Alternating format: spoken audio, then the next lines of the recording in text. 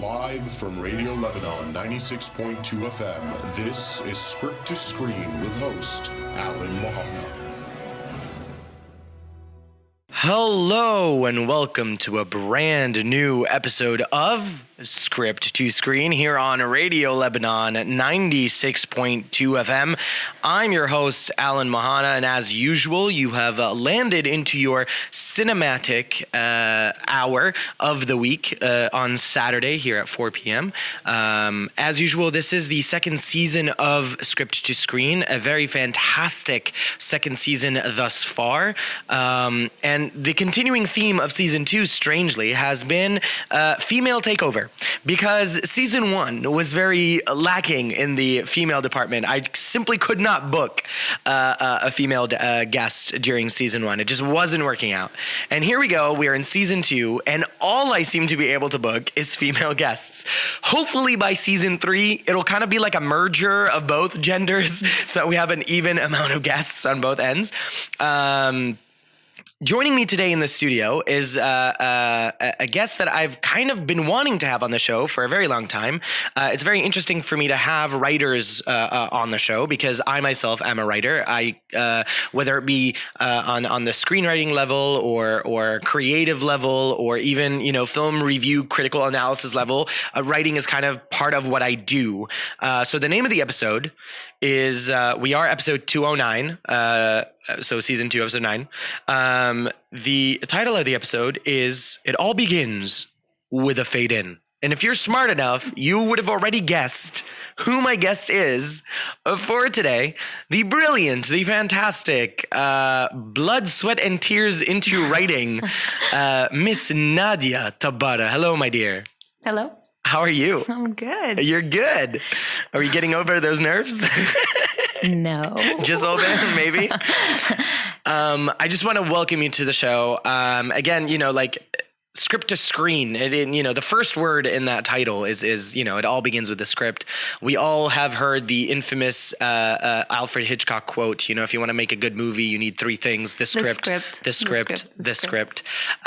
So having a writer such as yourself, who seems to be unconventionally well established in Lebanon, because you do have this community that you're building with Fade In, which we'll talk about later on in the show.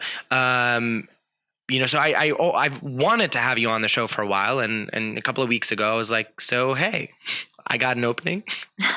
Want to be on the show? And you're like, eep. I think that's exactly what I said. That is exactly what you said. Eep. Eep. Yep, is exactly what you said. So on the first segment of Script to Screen, I always kind of open it up to the guest, and it's a profile segment. One of my favorite screenwriters of all time is Aaron Sorkin. I love the way Sorkin writes. Me too. And he always has, the running joke is that, the Sorkin CV, which is where the character kind of goes through what they've done in a very indirect way. They kind of do that.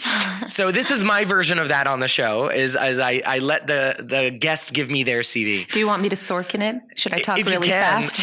We can't really walk and talk it though, so you'll have to sit and talk. I like that we're nerding out on screenwriting jokes right now. Yeah, it's fine.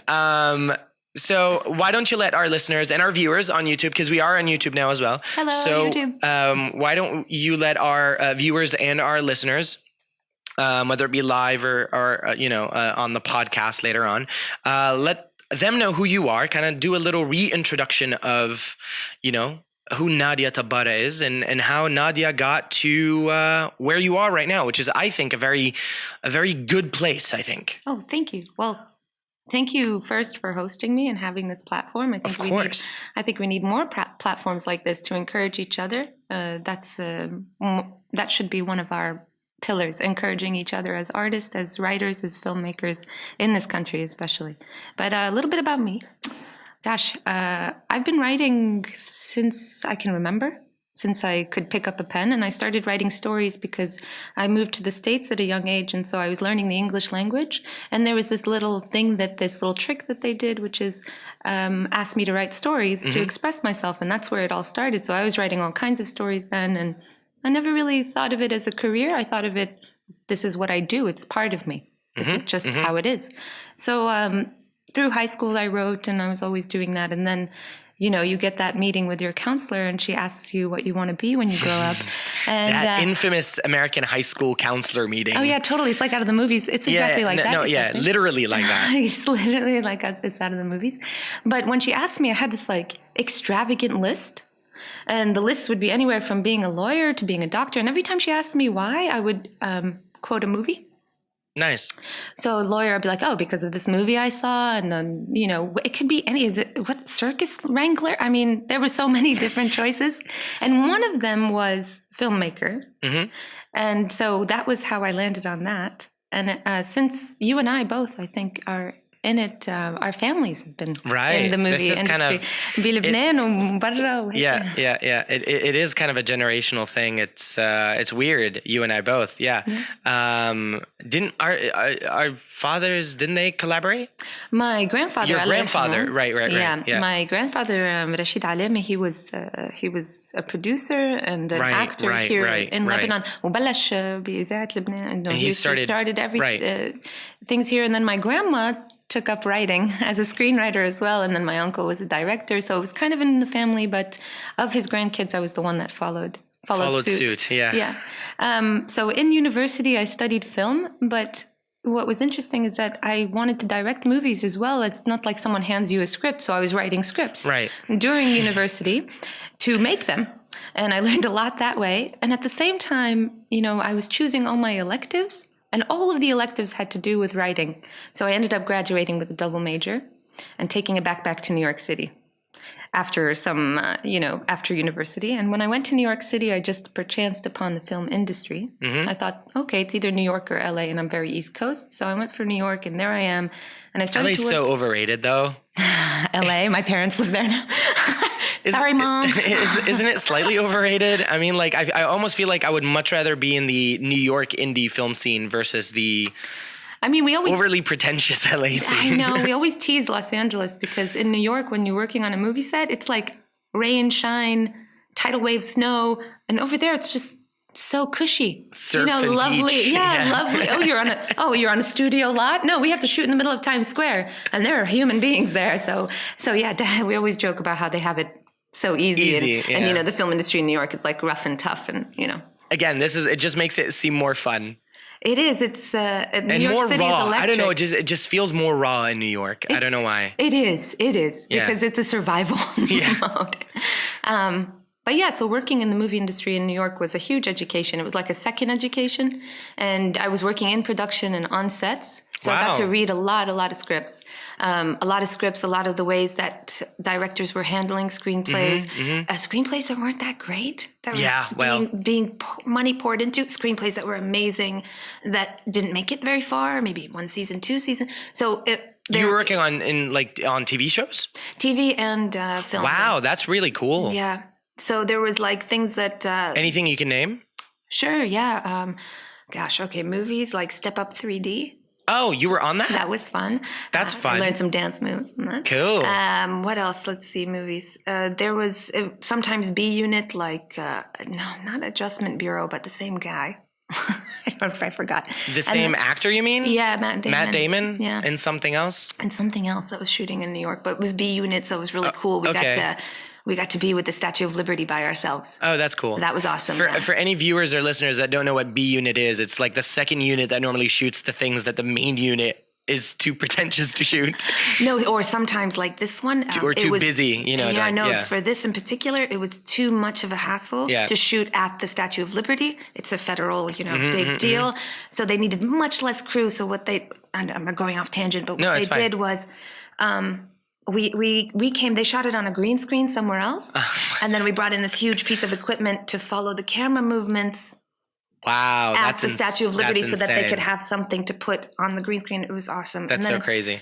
Yeah, some TV shows that I loved so much. The first Flight of the Conchords was really, really fun. Oh, cool. Yeah, and The Good Wife.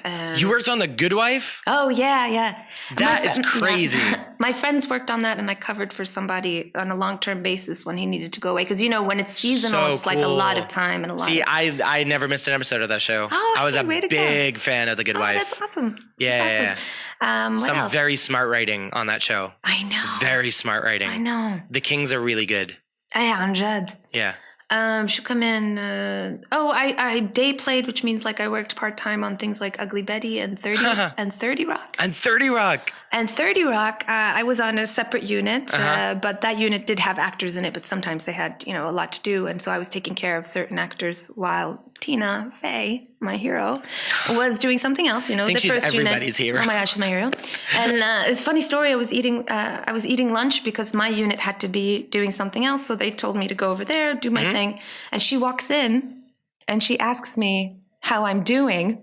Oh my God. And I had this opportunity to talk to her and I didn't because I was so starstruck because she's my hero. She's a writer and she's amazing. And was it one of those like, how are you doing? And you just like stood there and looked at her? Well, I was there was like a plate of food, like nothing in front of me. It was so stupid. And I just said, no, I said, good.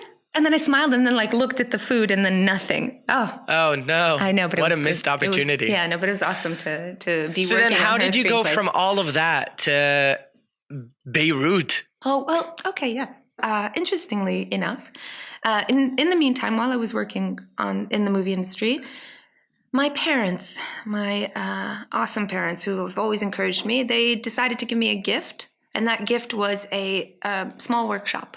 Okay. It was an introductory workshop. And it's just because, after university, it's really tough to get back into writing when nobody tells you to. Yeah. So it's just my way. I've been there, yeah. Yeah, exactly. It's so horrible getting back into it. We've all been there, yeah. So this was their way of being like, you know what, you love this. Let's do this. So I went to an intro screenwriting workshop in Manhattan, and I just happened to get this particular trainer, and he ended up being my mentor. And after that class, he asked me, the class was functioning in a way where it was a big class, so people would bring in a couple of pages, and I was one of the last people to bring in pages, so we had workshopped them and things like this. And it was an opening of a film I was just having fun, you know what I mean? And I was learning a lot from him. And after that class, he asked me if I wanted to be part of his master's program in a small studio that he has in New York City. Yeah. And that small studio is just for screenwriters and writers in general. And it was a group of like 6 people, and it was by invite by him. And so, of course, when he asked me to be part of the master's screenwriting program, I said no. There's no way. I'm not qualified. I'm not good enough. It was all of this. He's like, how long have you been writing? And I was like, I don't know, forever. I didn't think of it that way. And he's like, yeah, you're fine. Come on in. And with him, with Jake, it's called the Jacob Kruger Studio. It's in Manhattan. With him and these amazing writers that I grew up with, I was able in a year and a half to finish my first feature film. Wow. I went through the creative process, and it was harrowing, and it was very difficult, and then it was joyful, and it was amazing. And then we had a staged reading in New York with professional actors, and that was my first. That's amazing. Yeah, that was my first finished product. And what he taught me more than anything else, he taught me that my process of getting towards the final product is okay. If I don't do it like anyone else, that's okay. I'm still landing on structure. I'm still landing on that. I just kind of arrive at them in a different way because in story you do need those things, but how to arrive there is your own process. So that's the biggest thing he taught me. And from there, a couple of years later, I thought, I want to do the same for others, and I want to do that in my own country. Right. So that was my mission, and that's how Fade In came to be, and that's how I moved here 7 years ago. So you do your thing in New York City. You dive deep into the film industry. You get this great opportunity to be a part of a, nice little master's workshop program by invite, almost like getting a Hogwarts letter. Which I have always dreamed of getting. And then you decide to pack up and get out of Dodge and come to Beirut to share your knowledge with the Lebanese community. So how did Fade In come to be? Well, yeah, that was the big mission because of how much it changed my life. For my mentor, not just to help me in the technique, but also to help with my own creative process to then be able to finish project after project. And so that was part of it. I wanted to come back and do the same for others. So what I did is I started with one workshop, and I think it was on filmmaking first. It was filmmaking through your phone and stuff like this. But fun. I found myself only focusing on story a lot, just as much as I did everything else. Yeah. And even, I grew up as a filmmaker as well, and I was making movies growing up. So I was able to do the basics, but at the same time, I recognized how story was the most important part. Yeah, it's funny because like in my editing course, because I teach an editing course at a university, the first slide that pops up in one of my lectures is editors are storytellers. Oh yeah. So it's like no matter what I do, it's like it always comes back to story. It's always story. So so I started with one workshop, and then one workshop turned into another one, and then another, and then we kind of got more consistent basis. And then what happened was I found that writing was, it's my thing, but also it's Fadin's thing. So as we became more and more geared towards writing in all kinds of ways, which is screenwriting, novel, short story, poetry, just expressing yourself. And then, and this is what I love and I'm so proud about Fadin is that it's continually growing, and so is the methodology. And so then the method of it I found comes from the creative process, and it comes from creative expression. Okay. But you can choose to say, okay, I'm going to train on creative expression and express myself and stop there. And that's great because it's nice and self-expression and all this. It's almost like therapeutic. It can be, yeah. Sure. Or you want to write journal, diary writing, poetry, that kind of thing. Cool. Or you can take it to the next level and add technique. And then, so we train people on technique as well, and then kind of marry both, create their own creative process plus technique. And that's kind of how Fadin's methodology works.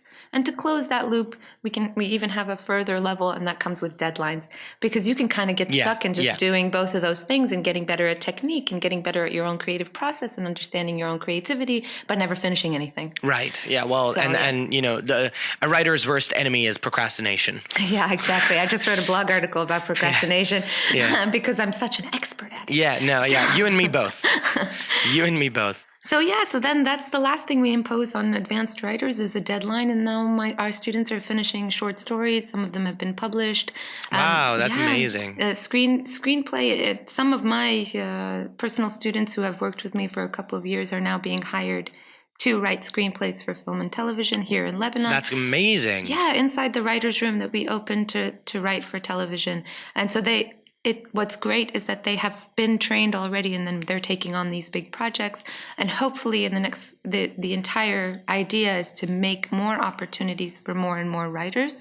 And preach. That's I think the most inspiring part for me is watching even new writers excel, finish projects, and then ask themselves, what do I do next? Okay, publish. Okay, now you're a screenwriter. You can get hired. Right. You have this. You can get hired maybe at an entry level. I mean, nobody starts at the top. Well, yeah, of course. But at the same time, and I know it's a lot of grunt work when you start at the bottom of screenwriting, but you're there. I mean, it's possible. So now the next phase is trying to create more opportunities for screenwriters. And we need them. Ask anybody in the business. We need more writers.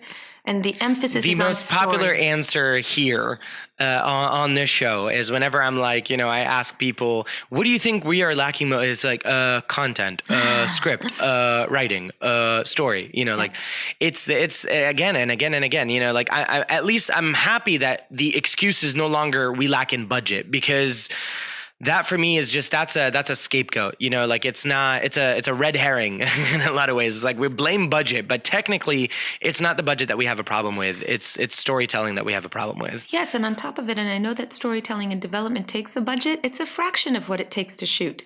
And on top of it, they're not spending that fraction to really develop and that time, and that is a mistake. Yeah, absolutely. It's a mistake. I mean, why shoot something that's not ready when you can spend the time and money getting it ready? Exactly. And it's like we want to show, and then the writer's still finishing up storyline, and I've heard this many times from people within the industry. It's like the writer is finishing up a storyline, but they're already midway through production, and I'm like, yo, time out. Like, what if the writer realizes that somewhere in this arc, like they need to fix something back there because that's where they're, you know what I mean? Like, and it's done. Oh my God. It's like, it's cut, like it's cut, print, moving on kind of a thing. And it's Alan, writing is rewriting. But so, yeah, exactly. Oh That's exactly my point. Like, I don't, like even the great writers of all time regret writing, like, because I know for a fact that like Aaron Sorkin, because we spoke about him earlier, the majority of his scripts for The West Wing were first draft scripts. Like and so he looks at them now and he's like, well, there's so many things I could fix in this, but because of the schedule that they were on, especially in the first season, he had to kind of just like spit out those episodes, and he didn't have time to kind of flesh them out and rewrite them. I think the big myth is that writing is just go ahead, do it, you're done. And what we're reading is actually many drafts later, and it is a process. That's why it's called the creative process. Mm-hmm. And so to discover what you want the story might be all the way at the end of the film, and then you discover something and you go back, or all the way mid-season. Exactly. So the writing is part of the discovery, part of the process, and you go back and there's several collaborators and back and forth. So it's not just sit down and write and we're done. And I guarantee they're not first drafts. Nothing you're reading, nothing you're seeing is a first draft. It doesn't make sense. Yeah. I always I remind some of our students at Fade In that don't put so much pressure on your first draft. They'll be I call it, normally in class I call it the poop draft or the vomit draft, because it's like, you're just regurgitate everything you have in your head, put it on paper, and then start chipping away at the imperfect places. And yes, exactly. That is exactly my point.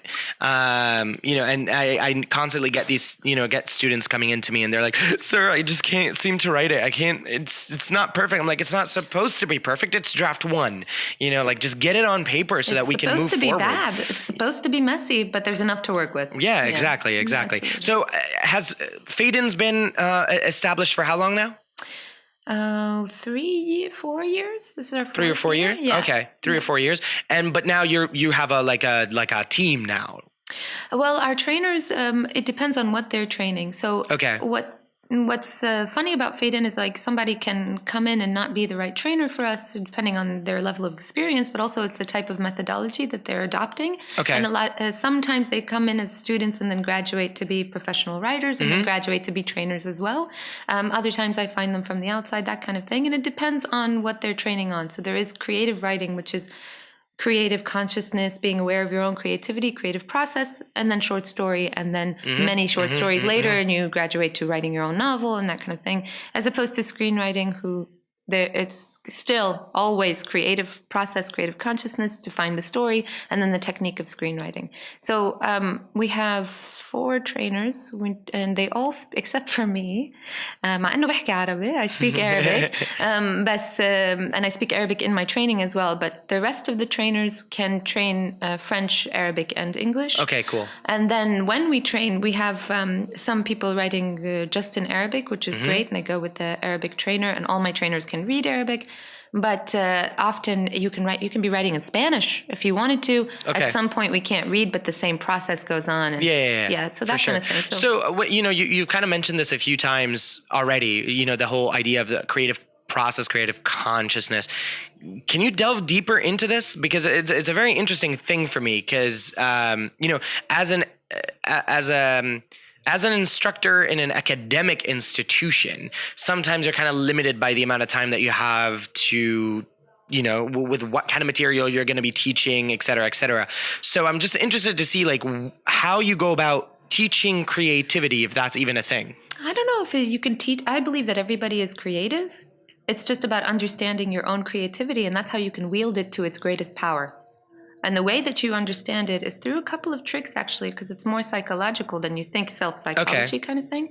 But it's all about taking somebody from your student saying, I can't do it, to being okay and recognizing the fact that there is something in them that's stopping them, and then breaking that wall and going forward. Okay. So that's the first step. And what's weird is that some students take longer than others, but it's always cuts the time of the actual writing in half. Okay. So you would think that, because it's counterintuitive to think that, because you're working on something that's not the physical writing. Right. Although you are writing while you're doing it, but it's not the final product. It's not. It's almost counterintuitive to say that you're spending time, but that time you're spending is going to save you a lot of time later. A lot of time later. Yeah. Okay. So some of my novel students and short story writers that work with me. My thing is setting up deadlines for them, my one-on-one, and it doesn't matter. So that kind of pushes them. That's the third level of the method. But oh my God, one of our students has just gotten to 60 pages in 6 weeks. Wow, of novel. That's a lot. But that's because she's training on creative process. She's training on saying, I'm okay that it's not good right now. It'll be good later. Okay, so it's a lot of psychological work that you guys are. That it's almost like breaking down the barriers of everything needs to be perfect, and just learning to kind of like let go and let the words flow out of you, that sort of thing. Sure, through the writing process, through writing technique, and but, because I am no psychologist by any means. But but for sure, it is. I know it's psychological because oddly, a lot of the people I research are philosophers and psychologists. Right. And there are some people who are psychologists who are called creativity researchers. Ooh. And that's very exciting. Interesting. I don't know if I told you. Ooh, no, you didn't. I recently finished a book, which is coming out at the end of April. It's being published by Turning Point Books, and it's about creativity. Oh, yay. I was actually about to ask you, when are we going to get the Fade In book? So this one isn't in particular for writers. It's about the creative process fully. Okay, but it's for all kinds of people to use the creative process in their lives. That's awesome. Is it kind of like, what was that book that I used in university? The Artist's Way. Oh my God. Yes. I hope. I don't know. Yeah. That's it. The Artist's Way. That's in the writer's room at Fade In, the Artist's Way. Is it kind of like that? It's like that, except, oh my God, not like that because she's so amazing. But like that, like in a way that it's a practical guidebook. Okay. To help you introduce yourself to your own creativity and then use it full force, full power.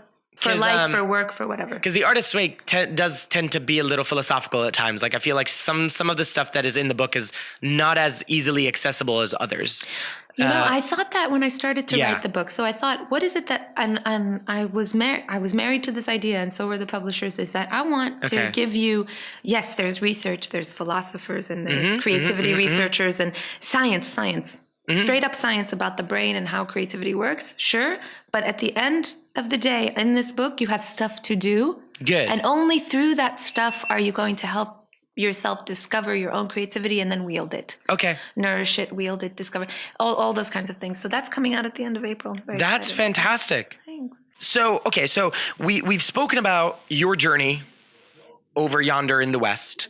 We've spoken about your journey back here in the East. And so here we are. Fade In is established. Your book is coming out when?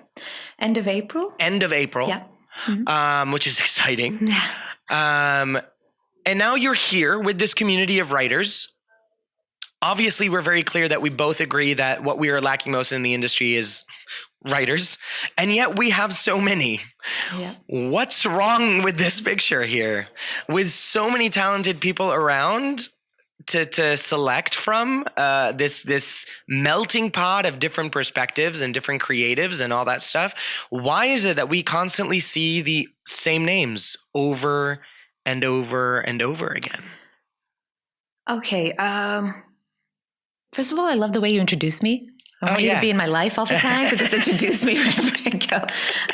Thank you for that. The young and quirky Miss Nadia Tabata. Fade-ins only, Nadia Tabata. Okay, I have two levels, the way to answer this. Okay. First of all... Just remember one thing. The show's all about frankness, transparency, and honesty, so, Oh, yeah, I'm ready for this question. Okay. No, I'm ready. Don't self-censor is basically No, definitely not. But there's two levels. So I'm not just going to talk about the industry. I'm going to talk about the new writers, because I think that's very important. Of course. When it comes to the industry, I'm just going to start there, and then I'll talk about the writers on the other end. So...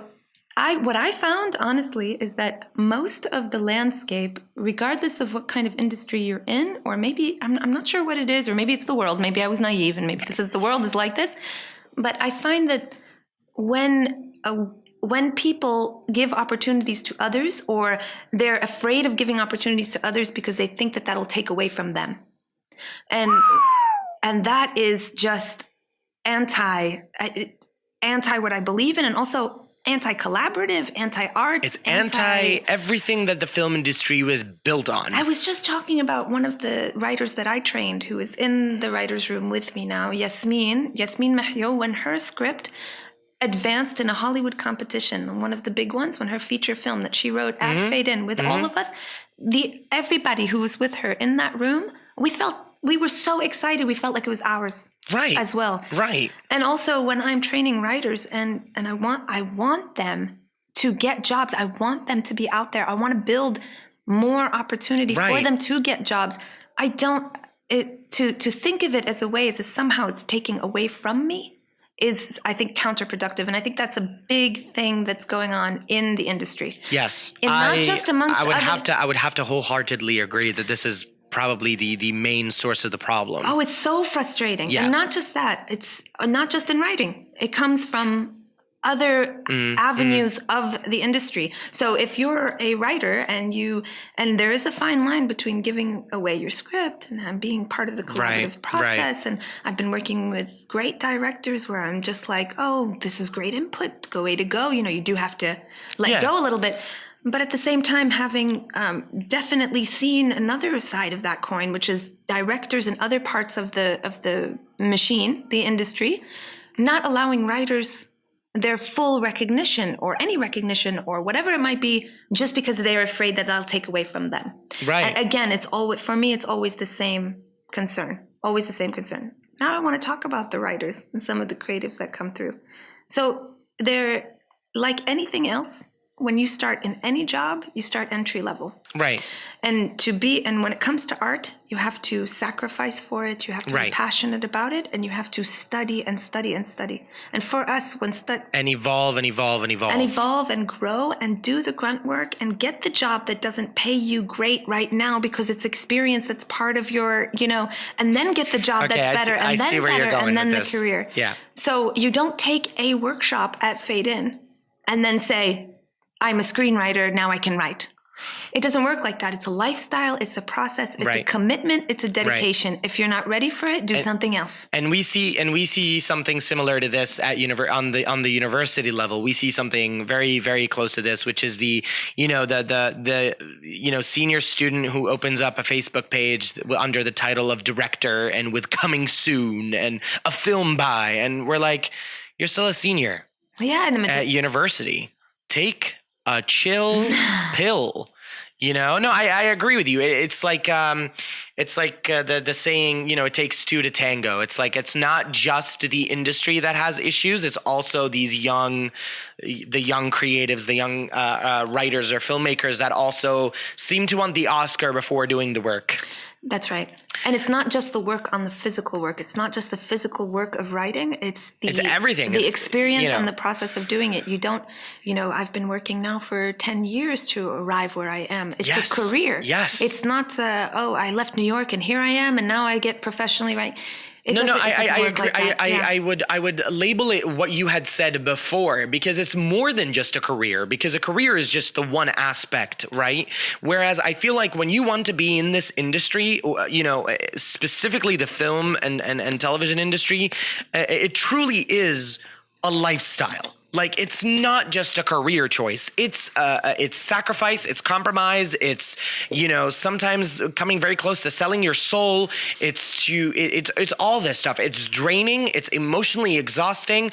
But again, if you're not up to fighting for this, it's worth it. It is worth it. If you're not up to fighting for it, then you should just pack up and go. Do something else. And there's nothing wrong with saying you're not up for it, because, Lord knows, there's already way too many of us. Well, when it comes, in New York City, if you start at the bottom and you intern, you take a job for free to get noticed, and you work your butt off to do that, and then you get noticed, and then you get an entry level job the amount that you make is how much taxes is taken out from your boss. That's the total literally, amount. Literally, yeah. it's like your amount is so little, and you do it, and you do it, and you continue to do it, and you work really hard for the next step and the next one. I think that with this new generation of kids, though, with this new generation of filmmakers, there a lot of them simply see, again, they don't see it as a career, they don't see it as as the lifestyle. Some of them just want to get rich and famous. Unfortunately, with the new age of social media, it's become, you know, like, well, if I get on camera and if I make a movie, I'm going to get many followers.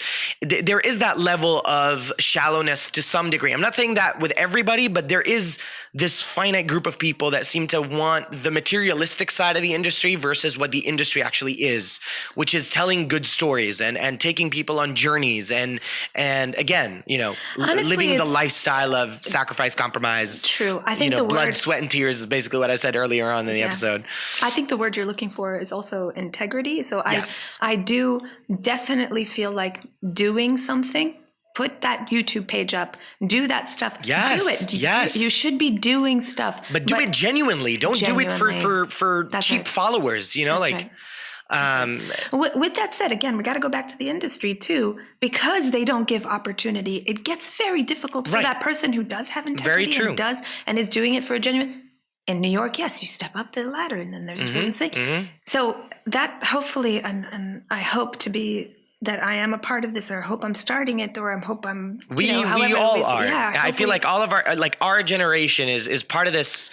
We're that transition generation, because we're the ones that are going to be like making a difference, so that the future generation don't have to, like, they'll be transitioning in under us. I was talking about this the other day. How can I, even as a writer? Okay, so I have this show coming up. It's in pre-production now. I worked really hard on it. A TV series? Yes. Oh, congratulations! Thank you. Well. Thank you. Yes, I'm so excited about it. It's just such an amazing move for me, but I'm also exhausted. Well, yeah. And at the same time, if we stick to the fact that I don't want anyone else to have opportunities, like the industry, this is my biggest concern with them, and it's also my biggest feedback for them, my biggest advice. So let's say I was like that. That means that I will be writing the same show for the rest of my life because it takes so long. Right. Why wouldn't I want to pass the baton? See, this is the thing. And then write this other project, and then do this other thing, and then pass the baton. And then the more that this show employs writers and more writers, the more that we could do other things, and then people are growing. And then why would I?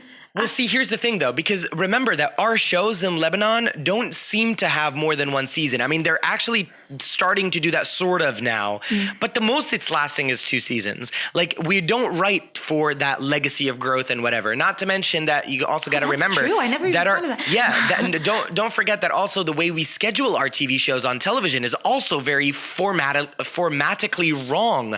We're showing 5-6 episodes of the same show a week. We're not giving people breathe space. Whereas if you were to open up, if the networks were to open up to say, like, on Mondays it's, you know, whatever this show, on Tuesdays it's whatever this show, just like everybody else in the world does it, there would be more opportunity for content because one writer can't write 7 shows at the same time. That's right. You know, I also think it's starting because of Netflix. Well, yeah. Netflix has arrived. And that Netflix has arrived, huge and then, opportunity for you know, you've everybody. got Netflix, you've got the iFlix, and then, you know, definitely. And I think that's all in the Middle East. Here, it is our time. It's a screenwriter's time, and there's an emergence right now of this want for story. So also novels and short stories, and we're demanding a higher standard. We ask for a higher standard. Because we've become a generation with voices that just will not be silenced. This is also another thing. And we consume a lot of content that we know is better. Yes. That content is better, and we got to be better. Yeah, that's it. Exactly. How do I be better? Exactly. I'm hoping that new, because I don't know if you heard, Boot Productions, they just got Netflix.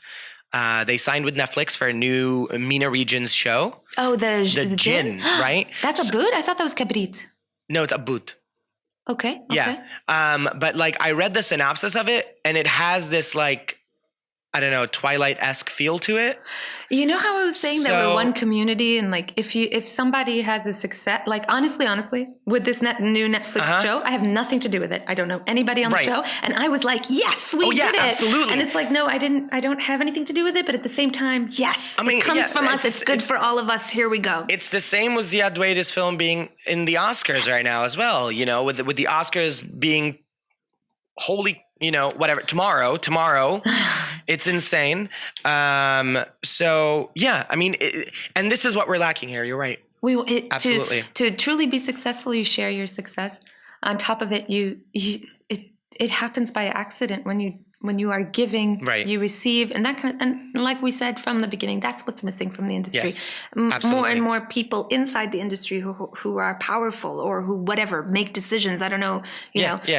They are closed. Yes. No, I don't want to. I don't want anyone else to have an opportunity because they're going to take from me, and it's not. Yes. That's not it's backwards thinking. It's backwards thinking, and it's stalling us. And now is our time. Now that all of these elements are put into place, now is our time, and I think we will rise above that. I know it.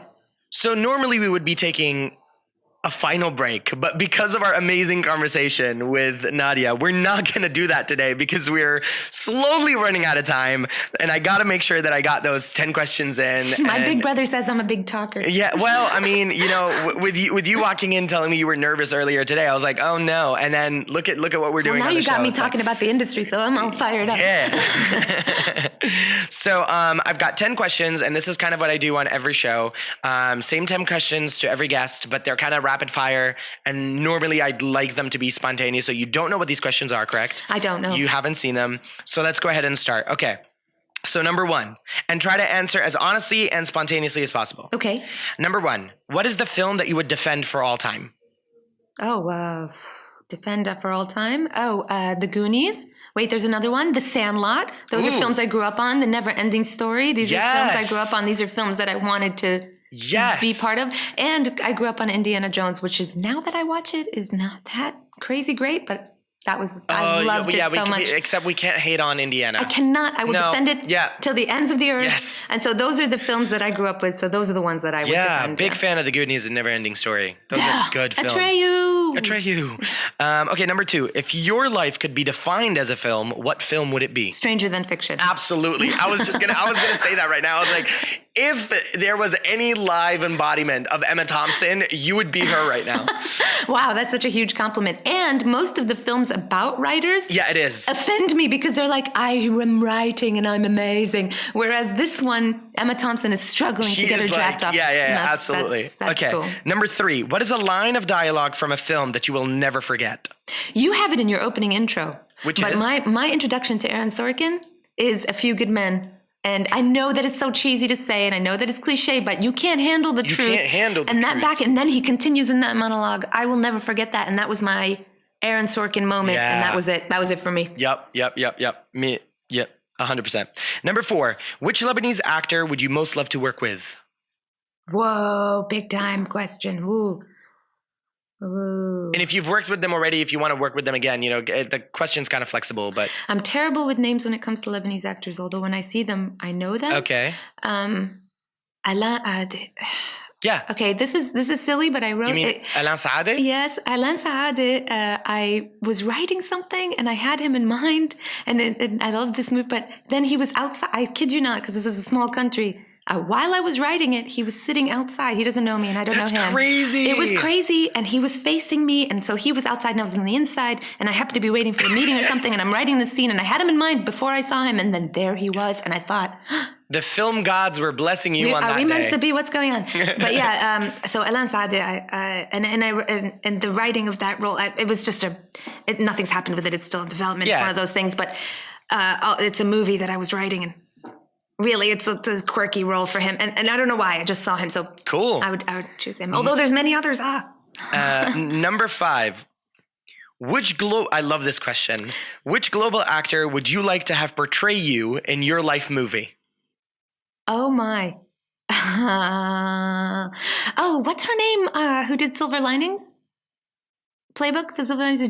Jennifer Lawrence. Jennifer Lawrence. Yes, but then, once you said Emma Thompson, oh my God. Yeah. I definitely could see like a younger Emma Thompson playing the only reason for Jennifer Lawrence is because she's quirky in life. Yeah. In life. So, not that she's a brilliant actress or whatever. Yes, of course, Emma Thompson. Yeah. Surely. Have you seen Red Sparrow yet? Not yet, but I read your review on the Mehanna. Oh, you read those? Yeah, of course. I love that. Mm-hmm. Okay. Number 6. Which global director would you love to work with? Okay, can I tell you my Scorsese story? Oh, you have a Scorsese story? I do. Sure, as long as it's like short and sweet. It is. It'll be short and sweet.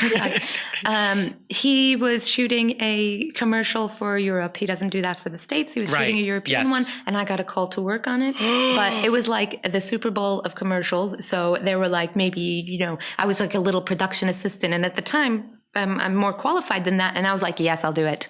Do you need me to make coffee? Whatever you want.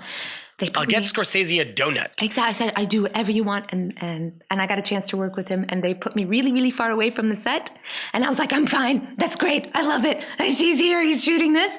Then I was the smallest frame. They were big guys, working on it. So I got to be on set with him because I was the smallest and I had to hide behind a door. And so that's my... Amazing. Yes. Oh. So you would love to work with him again? Like officially on a proper and also like if I ever work with him. This was me being behind a door and being like, okay, we're clear here. You can shoot. But that was... Amazing. Okay, so number 7. If you could have studied anything other than the field of your profession, what would it have been? Art history. Ooh. Yeah. Okay. Art really inspires me in classical art. Well, yeah. Yeah. Okay. Number 8. If you could meet anyone from the industry for a cup of coffee and a good old-fashioned conversation, who would it be? Oh, this is okay. I have 2 answers to that. Harvey Weinstein, because I really want to be angry and then find out like what that was going on there. But also he made some. I know I can't stand him, but at the same time he made some amazing films. This is very difficult. Yeah. Thing. So you can't hate. Nice. I mean, it's like Shakespeare in Love, man. It's like painful. But anybody in the industry, but really, if I wanted to, Charlie Kaufman is my favorite, one of my favorite screenwriters. Okay. And I would love to meet him because I would spend a lot of time talking about his creative process. I'm really interested in. Wow. Okay. Yeah. That's really cool. I would also say maybe Redux Tina Fey. Oh, yeah. Okay. I mean, no, that would be, I would just want to I just want to like chill with her and have a coffee, Number 9, what would you like people to say about you after you are long gone? May that day be very far away. Thanks. It's very Arab to say that. It's like, wow. It's culturally. I would like to say that, I guess that she built a creative community. Yay. And that can, or she was one of the people. I'm not alone, but one of the pioneers of building a community that gives back to each other, supports each other. Amazing. Yeah. Number 10, and the final question, what piece of advice would you give to new filmmakers in Lebanon? This is something that my mentor and my professor, both my mentor after university and my professor during university, if you don't love it, do it as a hobby, do something else, because you have to love it. It's a big sacrifice. It's a difficult life to live. If you don't love it that much, that's okay. It's a hobby. Do something else. Yeah. If you ain't in it to win it. Yeah. Don't, That was a big piece of advice. And that helped me. And you know what? Yeah, he's absolutely right. Yeah. He? Yes, both of them are. Yeah. Yeah, is absolutely right. Nadia Tabbara, thank you so much for being on the show with me today. It was so fast. I feel like I was nervous that it was too long. You know what? It's because time flies when you're having fun. You're having good old-fashioned conversation about the stuff that we are very passionate about. I respect and appreciate everything that you are doing for the community. Thank you. You as well. Thank you. Thank you.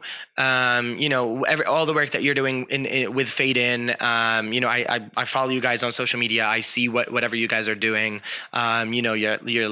Your right now, hashtag right now, or whatever that was going on. Can I do a shameless plug? You can. At Fade In Beirut. Yeah. We're going to get to that actually. Oh, cool. Yeah. Shameless plugging, shameless marketing. So I do respect and value that. And I know how hard it is, especially in a society like Lebanon, where the arts are kind of like, but thank you so much for being here. I hope you guys enjoyed it. If you want to follow Miss Nadia Tabata on Instagram, which is the only thing that I kind of plug here, it's at Fade In. At Fade In Beirut. At Fade In Beirut. I'll pop it up on the screen for all you YouTubers. You can always follow me on at Alan Mehanna Official on Instagram. Make sure you subscribe, like, and comment on YouTube, Anghami, and Apple Podcasts, which is where we are.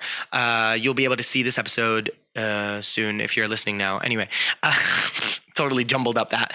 Next week, we have another special guest. Season 2 is almost over. We're going to be starting Season 3 very, very soon. Again, thank you so much for being here, Nadia. Thank you so much for having me. And I normally like to end the show with what my mentor and teacher at university used to always say, which is be humble and be ready. You really need to be both of those to really make it in the industry, to constantly be humble and always be ready for the next opportunity. That. So true. Be humble and be ready. All of you guys, all my script to screeners out there who are listening and watching us on YouTube. So join me again next week here on Radio Lebanon 96.2 FM, Saturday, 4 p.m., brand new episode, and be humble and be ready. See you guys.